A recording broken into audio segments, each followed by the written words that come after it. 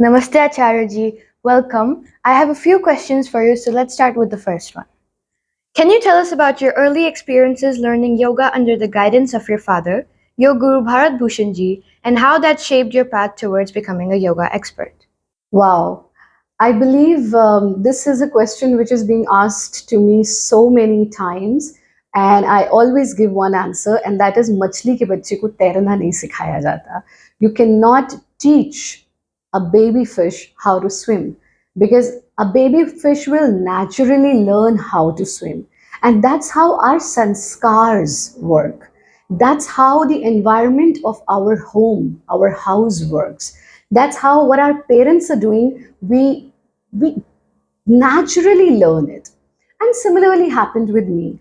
I strongly feel that I was fortunate enough, and maybe these are some good karmas from my past life, that I got birth to such parents, to such lineage, where my grandfather, Pandit Bishambar Singh Ji, was a Swatantrata Senani, a freedom fighter, Shikshavid, and he worked a lot in the field of yoga, spirituality, education. And then my father, and then I'm the third generation. And I also feel, of course, yoga I learned naturally because that is what I was grown up looking at. Similarly, like if you ask me, my mother tongue is Hindi, or maybe any mother tongue that you have. You might have your mother tongue English, Tamil, Hindi, or any other Gujarati, any other language. So you don't need to learn your mother tongue, do you? You don't. So I don't need to learn Hindi. Hindi is something which is inbuilt in me because I am grown up seeing people speaking in Hindi. So even while speaking in English, I need to translate in my mind, right? Because my mother tongue is Hindi. But to speak in Hindi, I don't need to give a second thought because that's how I have been conditioned to speak. Similarly, yoga is something which I got in my DNA, and which is now that's something which I had seen while growing. So it was not that we were told. I was not told that this what you are doing is so and so and so. I just grabbed it. I learned it naturally, and I think that's why I always say this year International Day of Yoga theme is also yoga for women. So when somebody asks me, Acharya ji, what is the right age for a child to start yoga? I always say no. There is no right age for children to start yoga. Mothers should start doing yoga because we belong to that culture where Abhimanyu learned the entire Chakravyuh Bhedan within the womb of his mother. So I always say when somebody asked me, I was in London and there was an interview going on, and they asked me, Acharyaji, when did you start your yoga training? So I said when I was in the womb of my mother, and that's so true because there are a few things that you get in sanskars. So I'm blessed that I'm the third generation I'm the third generation, and more than that, my father didn't wait for a son to pass on this lineage, which is very unfortunate that these days people think that, oh, we need a son to pass on the lineage. So I always say I am the biggest example of Beti Bachao, Beti Padhao. And we should pass on the lineage to our Shishya, our students, our children, and let yoga become a sanskar for them. And at Mokshaitan Yoga Sansthan, we call it Yoga Sanskar. So we work with children, we work with youngsters because Gurudev always say a beautiful thing that कच्ची मिट्टी को हम जैसी चाहे आकृति दे दें, पर एक पके हुए घड़े को हम आकार नहीं दे सकते. So it's very important that we induce this yoga sanskar among youngsters so that not only their life will become better, we will be able to make this world a better place. So I think I'm blessed that I was initiated into yoga at a very, very young age. Now, my second question is, as the youngest Yogacharya and mind therapist, what inspired you to pursue a career in yoga at such a young age? And what challenges did you face breaking into the field? Yes. Now, of course, I was practicing yoga since a very young age. Then, even my proper education was in the field of culture, classical dance, classical music, yoga. And let me share a very interesting incident with you. Since my childhood, I just wanted to collaborate these sciences of ancient India, cultural pearls from ancient India, classical dance, music, yoga, spirituality, because they all are, different sides of the same coin.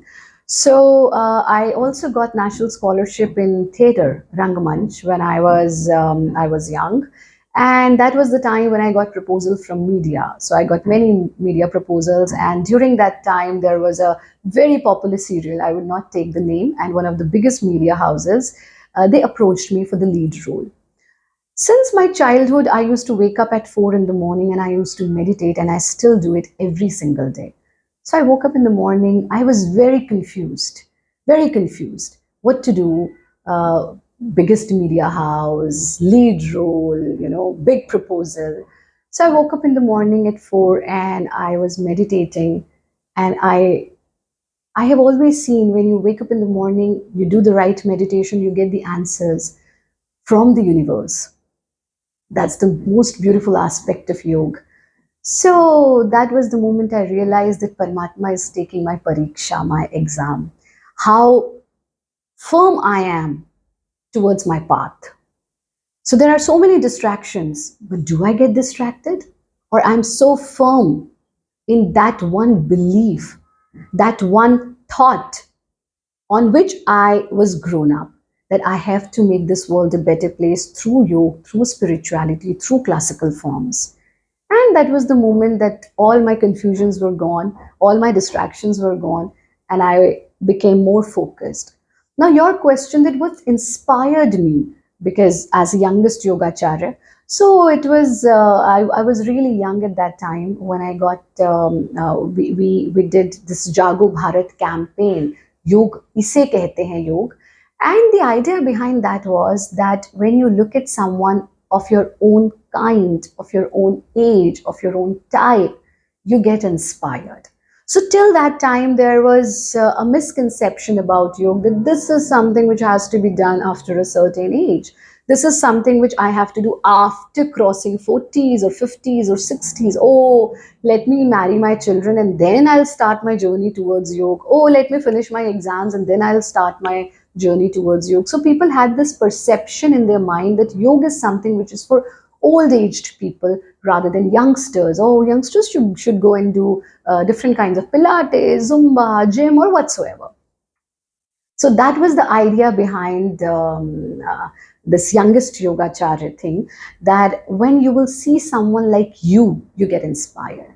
And by the divine grace and by the blessings of my guru, I could inspire many women and many youngsters. And I think Mokshaitan Yoga Sansthan came out as such an institute where we could produce number of young yoga shikshaks, yoga teachers, and not just yoga teachers, female yoga teachers. So even in one of the interview few days back, I was asked this question that, oh, Acharya, when we hear the word Acharya, we have this state of mind that we are talking about a male person.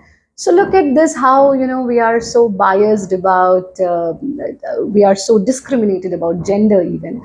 But today we have many female acharyas of Mokshaitan Yoga Sansthan, and they are working very well. So maybe I was the first, but then we produced so many female and also male young yogacharyas from Mokshaitan Yoga Sansthan, and they all are working very well. So I believe if you look at someone like you get more inspired, and then you also start walking on that path. Wow, that's wonderful.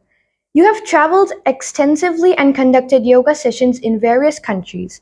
How have these experiences influenced your approach to teaching yoga and spreading its benefits globally? Yes, that's true. I have also served my country as a senior diplomat because I firmly believe that yoga, classical dance, music, culture, these are such tools of soft diplomacy which can be used positively to make our country a superpower.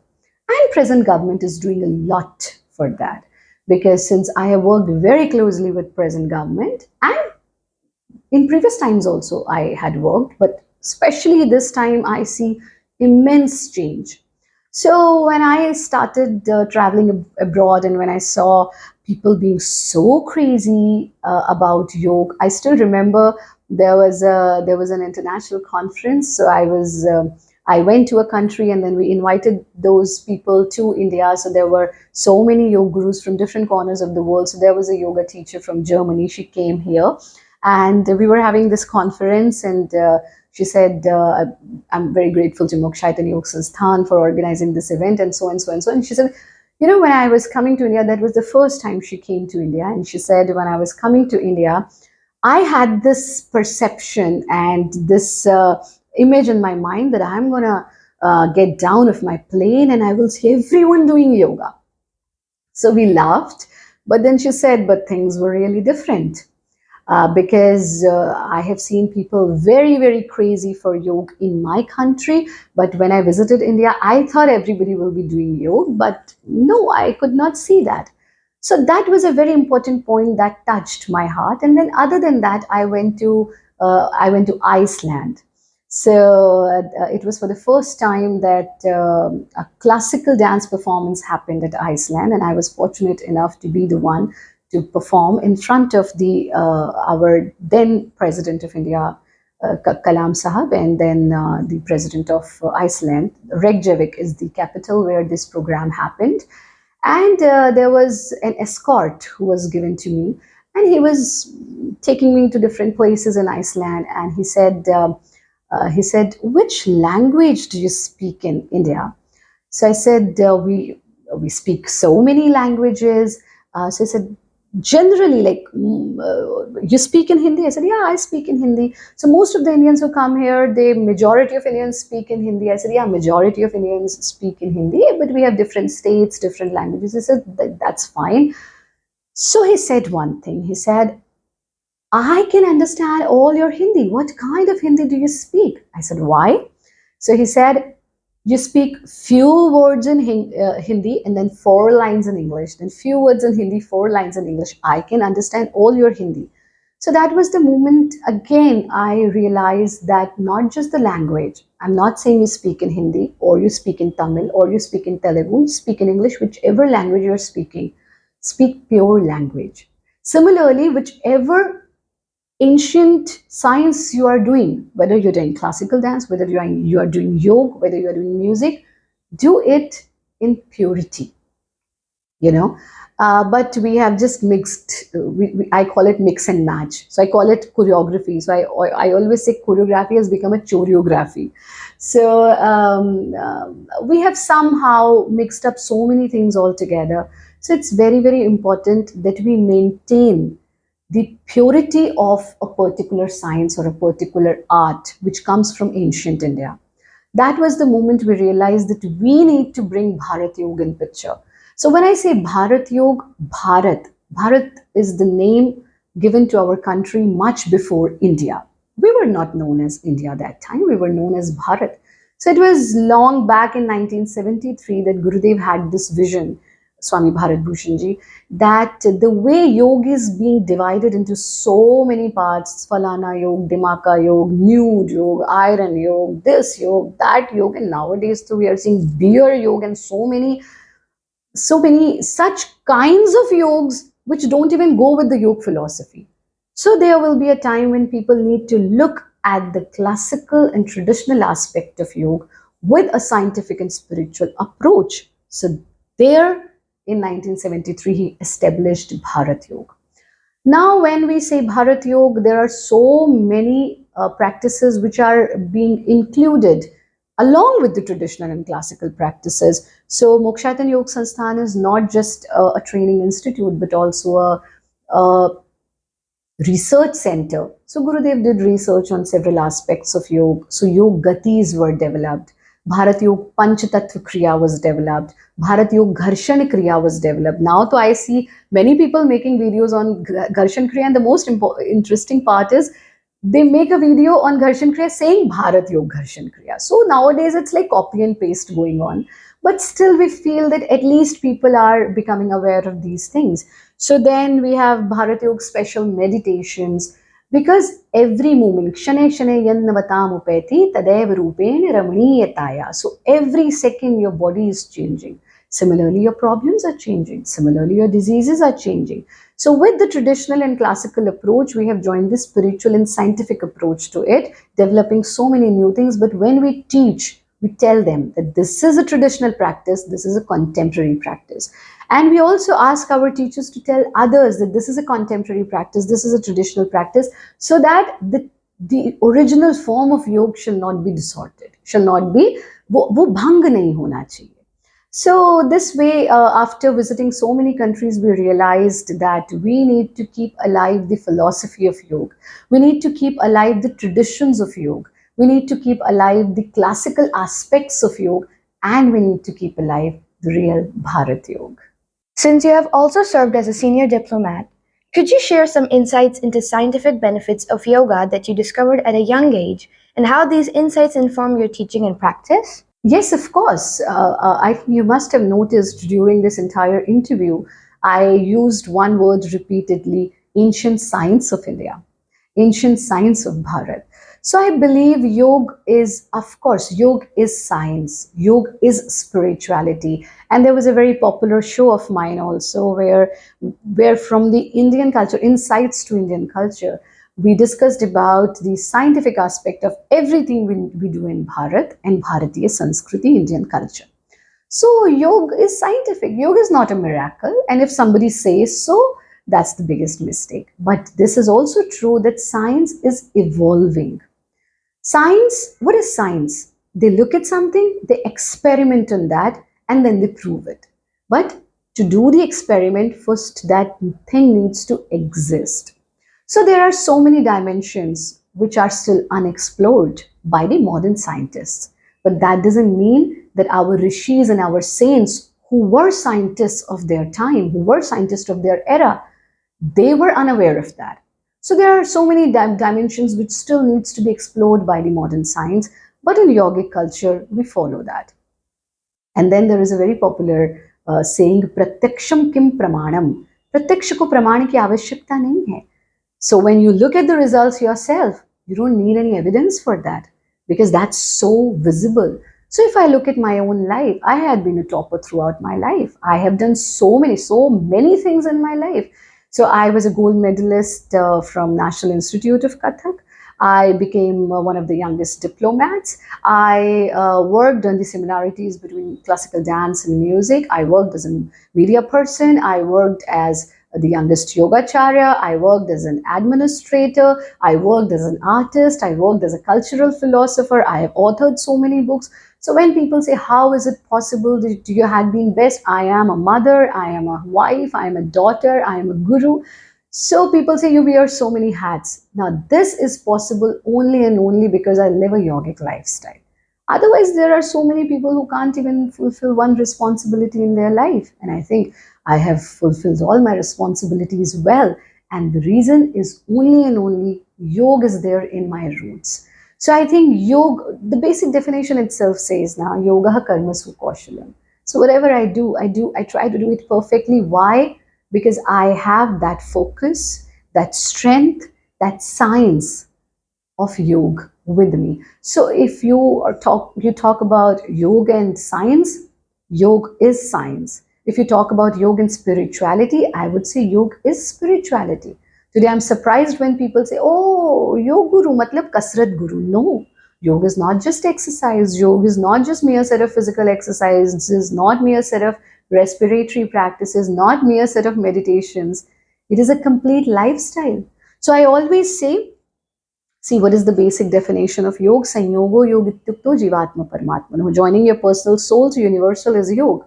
What is adhyatma, spirituality? Adhijama atma. Atma ki unnati. Raising your atma, raising yourself is spirituality. So what is yoga?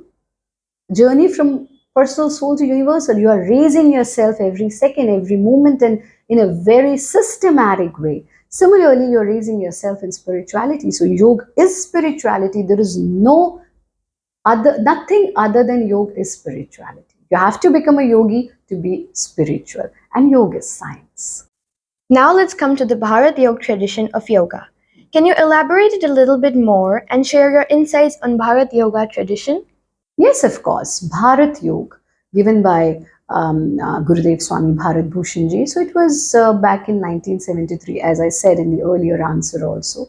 So he established Mokshayatan Yoga Sansthan, and he realized that the way there are different streams of yoga coming into into main light. When I look at yoga, let me just give you a very simple example. If you look at a Hindi mark sheet, at the end it is written yoga. If you look at an English mark sheet, at the end it is written total, right? So yoga means total. Yoga means to live your life in totality. Yoga means to sum. Yoga means totality. When the word itself means total, how you can divide it into so many streams? This is okay, fine. Karma yoga, bhakti yoga, raj yoga, hat yoga. These are anyway, these come from the traditional aspect. But today, what do we see? Iron yoga, hot yoga, nude yoga, beer yoga. They don't even go with the philosophy of yoga. So Gurudev, somewhere he had this intuition long back in 73, and he realized that there will be a day where yoga will become so distorted that people will look at the traditional aspects of yoga to get the complete blissful state, to get into the complete blissful state. See, from temporary things, you can only get temporary happiness. To be in a blissful state throughout your life, samatvam yoguchyate, you need to look at yoga in totality. So somebody has taken only asana, somebody has taken only respiratory practices, and now I'm even more surprised. Dhyan became mindfulness, asana became posture with the translated names. Pranayam became coherent breathing. I was surprised when somebody told me he was doing Nadi Shodhan and he said it's coherent breathing. So somewhere these pearls from your traditions are getting distorted. Now here comes in picture Bharat Yoga. Bharat Yoga means yoga in samagrata, yoga in totality.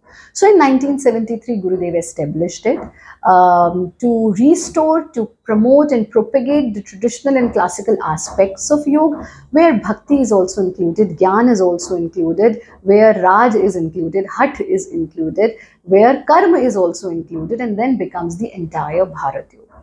But it's not just the traditional aspect.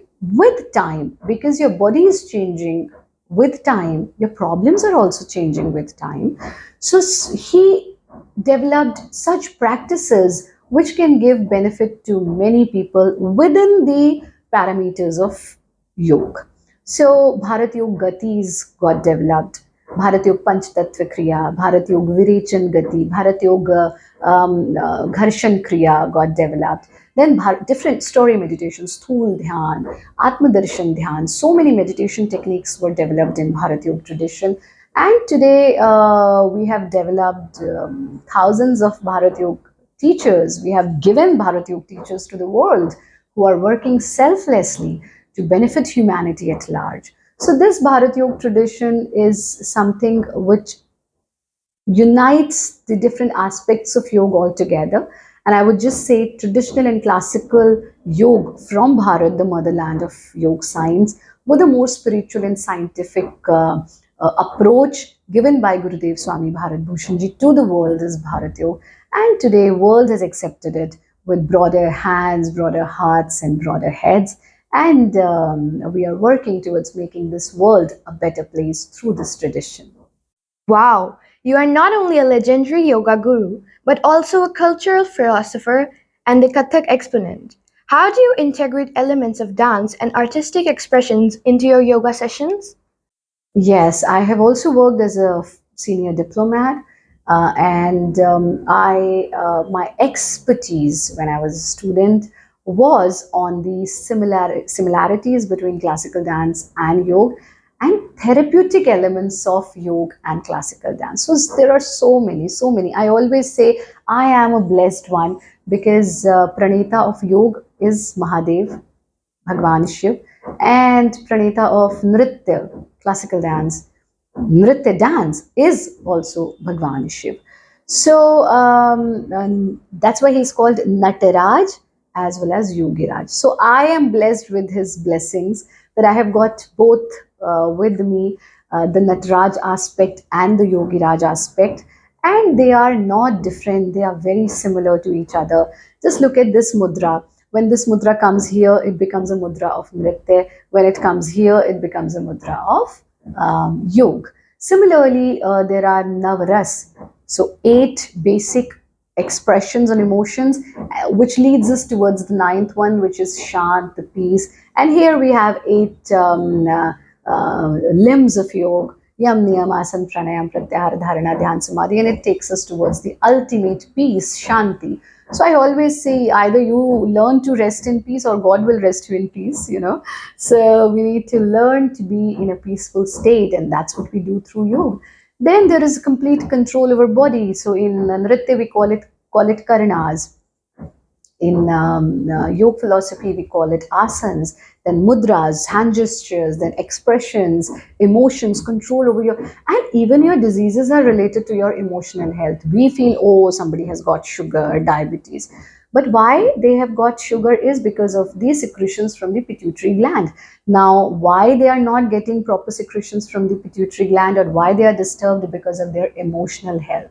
So, stress, emotional health, plays a very key role in our overall health, which brings classical dance into picture. So I have done a lot of work on the similarities and therapeutic elements of classical nritya and yoga, and we have developed some very interesting gatis, movements, and also some very interesting meditations, taking the creative aspect of nritya, joining it to the spiritual aspect of yoga, and then coming out with a complete emotional balance. So I would say I am really, really blessed to be able to have Bhagwan Shiv's Natraj and Yogiraj blessings on me. And I think every parent should encourage their children to learn any of the classical form, and of course to practice yoga regularly. In your opinion, what role does yoga play in empowering youth and building future leaders? Can you elaborate on the special youth programs you conduct at Mokshatan International Yoga Ashram? Oh, most important role, most important role. If I look at Prime Minister Modi's schemes, most of them are yoga schemes. So if we look at demonetization, what is it? It is aparigrah. It is plainly, simply aparigrah. If I look at Shauch, Shuchita Abhiyan and a cleanliness drive, what is it? It is Shauch, which we learn in Niyam. So I always call him a yogi prime minister. So he is a living example. If we talk about future leaders, he's a present leader which comes from a yogic background. So see how he has inspired not just youth but the entire world. Similarly, at Mokshaitan Yoga Sansthan, we also see Mokshaitan Yoga Sansthan is based on 4 shalas. One is Patshala, Gaushala, Yajnashala, Vyayamshala. So at Patshalas, we have our own school and college, College of Performing Arts, Bharat College of Performing Arts, and School Nation Builders Academy. The name itself is Nation Builders. We make those who are going to make this nation tomorrow. So it's very, and there we give English medium, but yoga oriented education. So our children speak in Hindi, Sanskrit, English all together with a very good command. I firmly believe if we want to see a better world tomorrow, we need to create yogis today. And we have to induce this yogic sanskar in children from a very, very young age. And we need to induce this yogic sanskar among women, because they are the only ones who are going to make our true nation builders. So I believe that women need to take charge, women need to come to the mainstream and work in this field of yoga and spirituality, so that we can make world a better place. Now I would just say we have a tagline: let's make this world a better place with Bharat Yoga. But we need to leave a better world for our coming generations, but also we need to leave a good generation for the coming world. And for that, we need to teach them yoga, but not just as a form of exercise. Not that they have taken breakfast or after their lunch break, they are doing Tadasana and Mrinalasana, not thinking about the philosophical aspect, not taking the proper precautions. So we teach them asana, we teach them pranayam, we teach them dhyan, but also we teach them yam and niyam. Also we teach them how to follow the path of ahimsa, how to follow the path of satya. And if everybody starts following the path of ahimsa, there will be no terrorism. If everybody starts following the path of satya, truthfulness, there will be no corruption. If everybody starts following the path of brahmacharya, the true brahmacharya, brahmajama acharan, there will be no crime against women. So we will be having such a beautiful world if we start teaching our children about yoga from a very, very young age. As a mind therapist, how do you approach mental wellness through yoga? What techniques or practices do you recommend for mastering the mind? मन एव मनुष्याणां कारणं बन्धमोक्षयो. मन, mind is the reason behind all the liberation and behind all the bondages. So, unfortunately, we are being body trained. We are truly body trained. So, if I ask you, lift up your hand, you'll lift up your hand. If I'll ask you, bend a little, you'll bend a little because you have been taught doing that. But if I ask you, come on, smile, you can smile from the outer body. If I ask you, become sad, you will say, what? How do I become sad? So, become happy. How do I become happy? Because we are not being mind trained. We are not taught how to control our mind and its modifications. And yoga is about yoga chitta vritti nirodha. Chitta ki vrittiyon ka nirodhi yoga. How do we control our mental modifications? That is what yoga is about. So, as a mind therapist, I have observed in my life that 99% of your physical problems are also related to your mind. So, when I believe I'm diseased, I'm diseased. When I believe I'm perfectly fine, I become fine. So, let's say, for an example, I tell you today you're looking very nice. So, what will happen?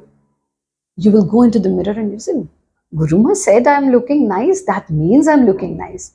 So till now you are being trained to look at someone else for the justification, for the motivation. But what we do in some specific mind therapy practices of Bharat Yoga, we do all that to ourselves. Like let's say happy hormone. So there is a hormone which is dopamine, which is a reward hormone. So science says somebody rewards you, you become happy because dopamine is released. At Bharat Yoga, we say you reward yourself and dopamine will be released. So oxytocin is you get a touch from the loved one and oxytocin is released. At Bharat Yoga philosophy, we say you touch yourself because you love yourself and then oxytocin is being released. So instead of looking at someone else for justification, someone else for the recommendation or motivation, through mind therapy, we do all this to ourselves. And there are certain practices that we do in Bharat Yoga. One is very, very popular, Bharat Yoga's self-talk therapy, which is somehow, those who don't know about it, they think that it is auto-suggestions, but it's not auto-suggestion. Bharat Yoga's mind therapy, self-talk therapy is a wonderful way to control your mind and its modifications. And then you actually realize that man eva manushyanam karanam bandha mokshayo. Mind is the bondage, mind is the liberation, and we want to liberate, right? Nobody wants to, everybody wants to be free. Even if you are into a toxic relationship, what do you want? You just want to get rid of that because you love your freedom. So why you are becoming slave of your own mind? Use your mind to liberate, not to bind you. So, what are your aspirations for the future of yoga education and practice, both in India and globally? How do you envision making a meaningful impact on the world through yoga? I strongly feel in this era of artificial intelligence, in this era of machines, the only thing we need is yoga. And we need to teach yoga to our youngsters. When I look at it, maybe people around me many times say that yoga has no future. What after 10 years? AI will take over everything. They say, oh, Guruma, you have more than 2 million family on social media alone. Approx 2 million at YouTube, and then AI will come, AI will take all your data and all your knowledge, and AI will make videos to people. That's okay, but nobody can replace Acharya Pratishtha because nobody can replace my sanskars, nobody can replace the knowledge that I have gained from my guru. Similarly, we need to pass on this knowledge to the younger generation, and after 10 years, the most important thing that will be left will be the true, real Bharat Yoga that comes from the traditional Bharat, the cultural aspect of yoga, because people will look at it for not just physical relief, but mental relief, spiritual relief, emotional relief, because Bharat Yoga is something that touches all the levels of human life, whether we talk about physical level, mental, emotional, social, intellectual, financial, and even spiritual. So, future of yoga is bright if we learn it in the correct way. If we just take it as only breathing, only physical exercise, only chotu chotu chotu, no. When we learn it in samagrata, This is the future, and we can save the world only and only by becoming a yogi. Now, just let me give you a very small example. So, these clothes that you wear, do you even know how much pollution that generate? Because our wardrobe is full of clothes. So we learn to minimize our needs when we become yogi. So when people say, you wear only one color, one or two colors, and just same dhoti, kurta, and dupatta, because that minimizes my requirement and that saves the world. Similarly for food. Yukta ahara viharasya. What shall be the diet of a yogi? Very little. What shall be your drinking capacity? Very little. How much you should be using the resources? Very little. So yoga is the only thing that is going to save the world. Otherwise, we'll be having a very tough time after 10 years. So we need to work on that from today, and we need to make this world a better place through yoga philosophy. Finally, could you share some memorable teaching moments or success stories that highlights the transformation power of yoga in someone's life? Well, in someone's life, though, I have millions of such stories. You just just Google it, Acharya Pratishtha's yoga, Bharat Yoga, and just look at the success stories. How people cured their such diseases which they thought I would never be able to cure. And we have such examples that medical doctors said that you can't survive more than 6 months. They came to Mokshaitan Yoga Sansthan and they did the proper treatment. And today they are not just surviving, their next generation is also coming to Mokshaitan Yoga Sansthan, and they dedicated their life to Mokshaitan, to Bharat Yoga, because it happened to 2, 3 patients, and they said, anyway, doctors told us that we won't live more than 6 months, but we are surviving. We are here. So this life we dedicate to Vandani Gurudev or to Bharat Yoga tradition. But I would not talk about someone. I would talk about myself. So as a child, now people say, oh, you are so confident. You speak so well. You're so beautiful. You're so this and that and that. I was not born like this. Though I was born in the tradition of yoga, in the family of yoga, but I saw myself changing with time, with the yoga philosophy. And yoga turned me, in school, I was not a very bright student in the sense who used to score so many marks. No, I was not, because I was so distracted towards so many things. Oh, classical dance, music, yoga, and theater, and so many things. But gradually I learned how to balance this, and then I became a topper in every aspect of my education. I became a topper in everything I did, in my personal life, in my professional life. So I believe this whole transformation happened only and only because of yoga. So someone's story, I have so many, but I look at my own story. It transformed my life, and today, a day when I have not practiced yoga is not a day I have lived.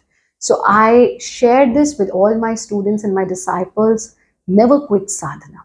Even if you have 10 minutes, just meditate for some time.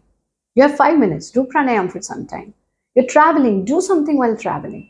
But don't quit your sadhana. Don't skip your sadhana even for a day, because that is the only thing that keeps you going. So, to talk about transformation, I take my own example. My life has been changed. And if my life can change, your life can also change. So, how promising is a career in this field? Most promising. Most promising. Now, it depends on what you are looking at.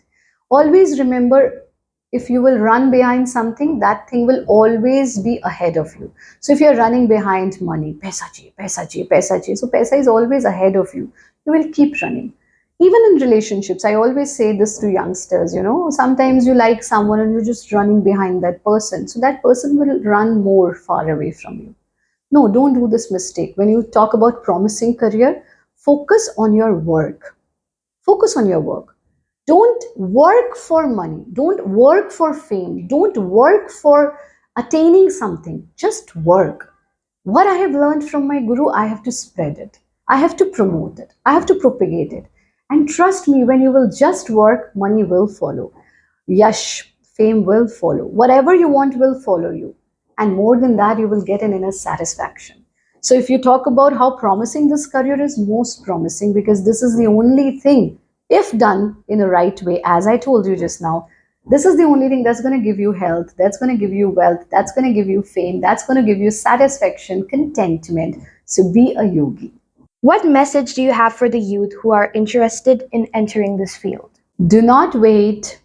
Do not ask others for their opinion.